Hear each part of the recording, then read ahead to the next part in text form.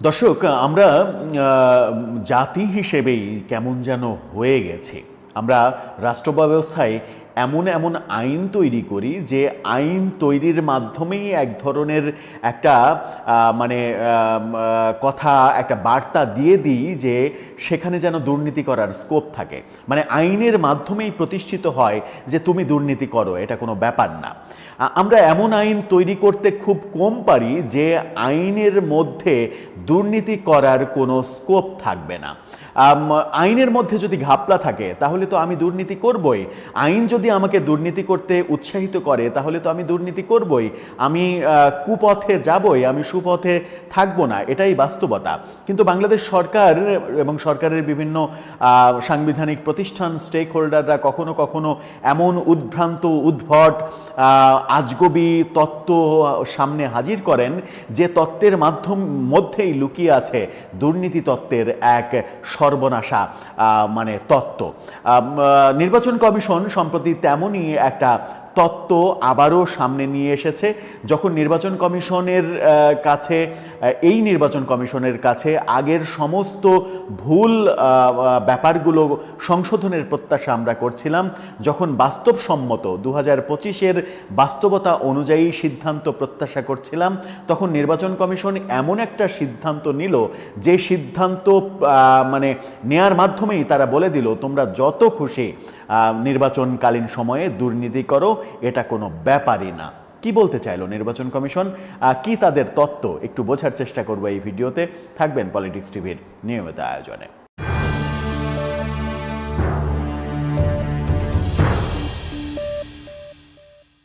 দর্শক, বলছিলাম নির্বাচন কমিশনের তত্ত্বই বলে দিচ্ছে তুমি যত পারো নির্বাচনে দুর্নীতি করো। কিভাবে? নির্বাচন কমিশন আজগবি, যে সিদ্ধান্তটা পুরাতন সিস্টেমেরই সিদ্ধান্ত, কিন্তু এই সিদ্ধান্ত কেন পরিবর্তন হবে না, কেন তারা পরিবর্তন করবে না, কেন তারা বাস্তবসম্মত সিদ্ধান্তে আসতে পারবে না, সেটা তো একটা বড় প্রশ্ন। নির্বাচন কমিশন অদ্ভুতরে সিদ্ধান্ত দিয়েছে যে আগামী নির্বাচনে যারা প্রার্থী হবেন তারা ভোটার প্রতি মাত্র 10 টাকা খরচ করতে পারবেন। এখন এটা কি বাস্তবসম্মত সিদ্ধান্ত? এই 2025 সালে এসে এক কাপ লাল চায়ের দাম 10 টাকা। তো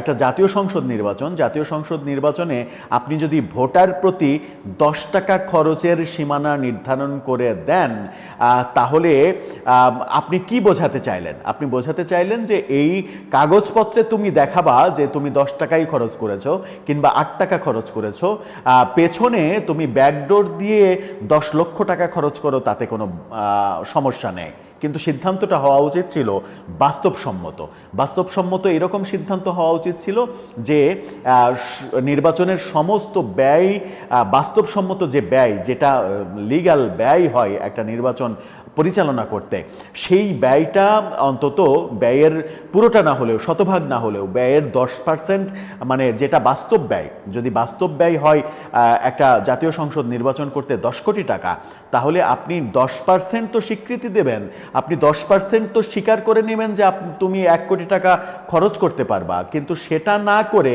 আপনি যদি ভোটার প্রতি একটা নির্বাচনী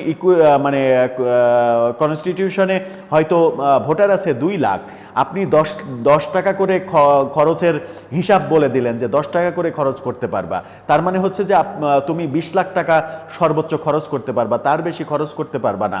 এটা যদি হয় নির্বাচন কমিশনের সিদ্ধান্ত, যেখানে জাতীয় সংসদ নির্বাচন অনেকে বলেন যে 50 কোটি 100 কোটি টাকা খরচ ছাড়া হয় না, সেখানে এই বাস্তবতা বিবর্জিত এক কাপ লাল চায়ের তত্ত্ব নির্বাচন কমিশন যখন প্রতিষ্ঠিত করতে চায়, তখন নির্বাচন কমিশন কি পরোক্ষভাবে এটা বলে দেয় না যে তুমি প্রকাশ্যে নিও না, চেয়ে নিও না, সবার সামনে নিও না, চুরি করে নাও, ব্যাকডোরে নাও, কালো পর্দার পেছনে নাও, কালো পর্দার পেছনে যা ইচ্ছা তাই করো, প্রকাশ্যে তুমি ভালো সাজো। তার মানে হচ্ছে যে নির্বাচন কমিশন মানুষের কিংবা রাজনীতিবিদদের 2 রকম চরিত্র, একটা অভিনয়ের চরিত্র, একটা বাস্তবের চরিত্র, এই 2 চরিত্র প্রতিষ্ঠিত হোক এটা চাইছে।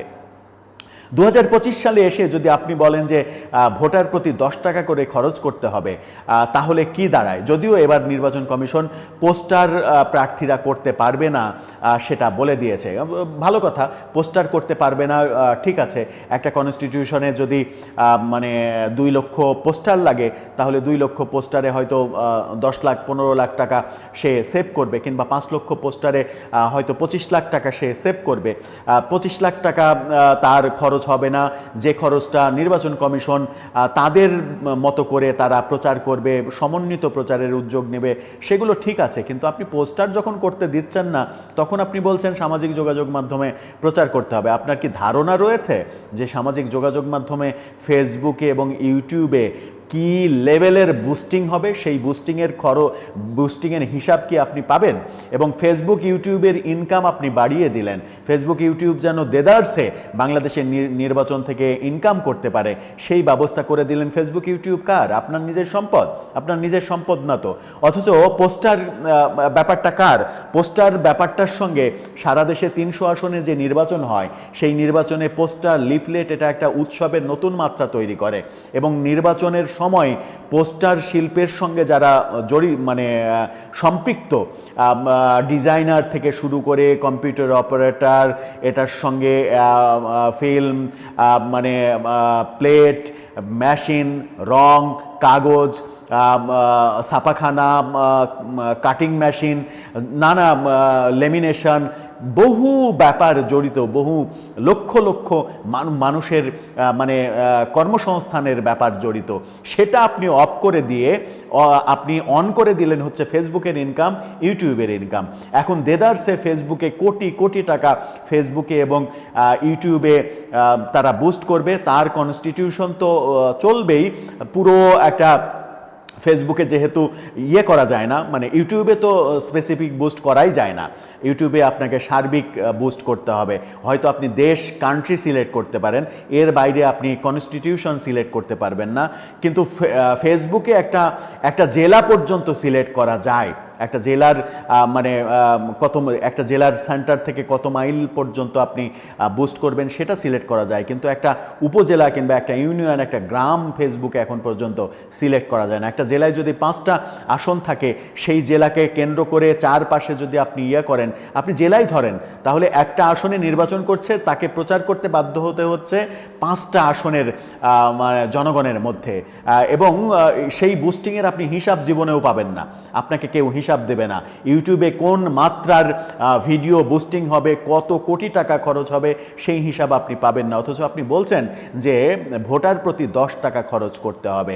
আরে ভাই, যে ভোটার প্রতি ভোটের যে উৎসব, ভোটের সময়, তখন প্রতিটা ওয়ার্ডে, প্রতিটা ইউনিয়নে তো আছে, প্রতিটা ওয়ার্ডে, ঢাকার কথা বাদ দিয়ে গ্রামে প্রতিটা ওয়ার্ডে কয়েকটা করে নির্বাচনী অফিস থাকে। সেই কয়েকটা করে নির্বাচনী অফিস চালাতে যে খরচ হয়, প্রতিদিন যে খরচ হয়, সেই খরচের মিনিমাম মাত্রাটা কি কখনো আপনি হিসাব করে দেখেছেন? এটা কিন্তু অবৈধ খরচ না, এটা কিন্তু ঘুষ দেওয়ার খরচ না। একটা অফিস চালাচ্ছে, কিছু কর্মী ওখানে ওঠা বসা করছে, কিছু লোকজন ওখানে ওঠা বসা করছে, তারা চা খাচ্ছে, মুড়ি খাচ্ছে, একটা উৎসব মুখর পরিবেশ তৈরি হচ্ছে। এটাকে আপনি অবৈধ খরচ বলতে পারেন না। অবৈধ খরচ সেইটা যেটা টাকা দিয়ে ভোট কেনা হচ্ছে। কারো কাছ থেকে ভোট কেনার জন্য হয়তো জনপ্রতি আপনি 1000 টাকা, 2000 টাকা ধার্য করলেন, সেটা অবৈধ খরচ। কিন্তু এই যে হাজার হাজার একটা নির্বাচনী আসনে একটা নির্বাচনে যদি ধরা যাক যে 100টা ভোট কেন্দ্র আছে, 100টা ভোট কেন্দ্রে অন্তত 100টা তো অফিস হয়। 100টা অফিসে প্রতিদিন কত টাকা খরচ হয় মিনিমাম সেন্স রয়েছে আপনাদের? তো মিনিমাম সেন্স যদি আপনাদের না থাকে, তাহলে আপনারা নির্বাচন কমিশনে বসে থেকে কি ঘোড়ার আন্ডা পাড়েন? কি করেন আপনারা? কি করার জন্য আপনাদেরকে সরকার নিয়োগ দিয়েছে? কোন বাস্তবতা উপলব্ধি করার জন্য আপনাদেরকে সরকার নিয়োগ দিয়েছে? আপনি প্রকাশ্যে বলবেন একজন প্রার্থী প্রার্থী আপনাকে হিসাব, কাগজ কলমে হিসাব দেখিয়ে দেবে, মানে যে আপনি 20 লাখ টাকা বলেছিলেন, এই যে আমি কত ভালো লোক, আমি 11,09,998 টাকা খরচ করেছি, হিসাবটা দেখিয়ে দিল। কিন্তু ব্যাকডোরে সে কত কোটি টাকা খরচ করেছে আপনি তার বাস্তবতা অনুধাবন করছেন ঠিকই, কিন্তু আপনি মানে পরোক্ষভাবে বলে দিচ্ছেন যে তুমি ব্যাকডোরে যা ইচ্ছা খরচ করো, কিন্তু ওপেনলি আমাকে বলো যে এই টাকাটা খরচ করেছো, 10 টাকার বেশি তুমি খরচ করোনি। হাস্যকর একটা তত্ত্ব।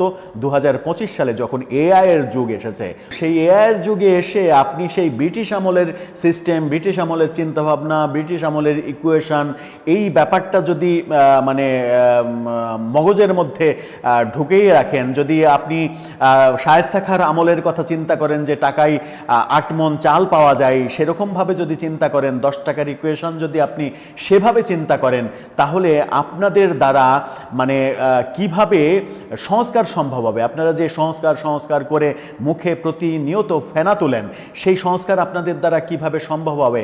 এটা তো একটা বড় প্রশ্ন। আবার 50,000 টাকা জামানত, মানে প্রতিজন প্রার্থী, একজন এমপি ইলেকশন করবে, তার কেন মাত্র 50,000 টাকা জামানত হবে? সে কেন মাত্র 50,000 টাকা দিয়ে ভোট করতে পারবে? 2025 সালে 50,000 টাকা কি কোনো টাকা একজন এমপি মানে ক্যান্ডিডেটের জন্য? যার একটা বড় অ্যামাউন্ট দেওয়ার কথা, কেন সেটা মানে একটা এমপি ইলেকশনের জন্য কেন সেটা 5 লক্ষ টাকা হবে না? সেখানে আপনার বাস্তবতা বিবর্জিত মানে চিন্তা মনে হচ্ছে যে এত টাকা কেন দিতে হবে? তো আপনার কি মিনিমাম হুঁশ নেই যে একটা নির্বাচন, একটা এমপি ইলেকশন করতে কত টাকা লাগে? সেই টাকা ছাড়া নির্বাচন করা যায় না। আর সেই টাকা ছাড়া বর্তমান সমাজে নির্বাচন করা যায় না বলেই এই যে এমপির দৌড়ে এমপিত্ব এবং মন্ত্রিত্ব, এটাকে আমাদের রাজনীতিবিদরা একটা ব্যবসা হিসেবে ধরে নিয়েছে এবং সব থেকে লাভজনক ব্যবসা এটা হয়ে উঠেছে। সেটা তো আপনি রাতারাতি এই 10 টাকার তত্ত্ব দিয়ে পরিবর্তন করতে পারবেন না। আমূল পরিবর্তন করতে হবে সিস্টেমের আমূল পরিবর্তন যখন করতে পারবেন, তখন ব্যাপারগুলো রুখে দেওয়া যাবে। এর আগে আওয়ামী লীগ সরকারের আমলে আওয়ামী লীগের অর্থমন্ত্রী আবুল মাল আব্দুল মুহিতের মুখ থেকে আমরা ঘুষ সম্পর্কে অমোঘ একটা বাণী শুনেছিলাম। ঘুষকে তিনি ঘুষ বলতে চান না, ঘুষকে তিনি স্পিড মানি বলতে চান। অর্থাৎ ঘুষ কাজের স্পিড বাড়িয়ে দেয়, এই স্পিড মানি হিসেবে মানে তিনি আখ্যা দিয়েছিলেন, চরম সমালোচিত হয়েছিলেন। এই যে আমাদের অবক্ষয়, সেই অবক্ষয় থেকে কি আপনারা বেরিয়ে আসতে পেরেছেন? অবক্ষয়ের চিন্তা দূর হবে, সেই চিন্তা থেকে কি আপনারা বেরিয়ে আসতে পারলেন? নাকি 10 টাকা তত্ত্ব দিয়ে আরও বেশি দুর্নীতি করা, আরও বেশি মানে কালো অধ্যায়ের দিকে ঠেলে দেয়া, সেই ব্যবস্থা চূড়ান্ত করলেন? ব্যাপারটা কি সেরকম হয়ে গেল না? অন্তর্বর্তীকালীন সরকার যখন এত ভাবনা বলছেন, বিদেশ থেকে লোক হায়ার করে নিয়ে এসে যখন সংস্কারের এত মানে কি বলবো, একেবারে মানে সাম্রাজ্য পেতে বসেছেন, তখন এইগুলো কেমন সংস্কার কিংবা এইগুলো কেমন তত্ত্ব, 10 টাকা তত্ত্ব, যেখানে ঢাকা শহরে এখন 10 টাকায় একটা লাল চাও পাওয়া যায় না, একটা সিগারেটের দাম, সর্বনিম্ন যে সিগারেটের দাম, মানে গরিবরা এখন যে সিগারেট খায়, সেই সিগারেটও এখন 10 টাকায় পাওয়াটা খুব মুশকিল হয়ে যায়। কিভাবে এই তত্ত্ব মাথায় আসে? দর্শক, আপনার কি মনে হয়? আপনার মতামত জানিয়ে লিখতে পারেন আমাদের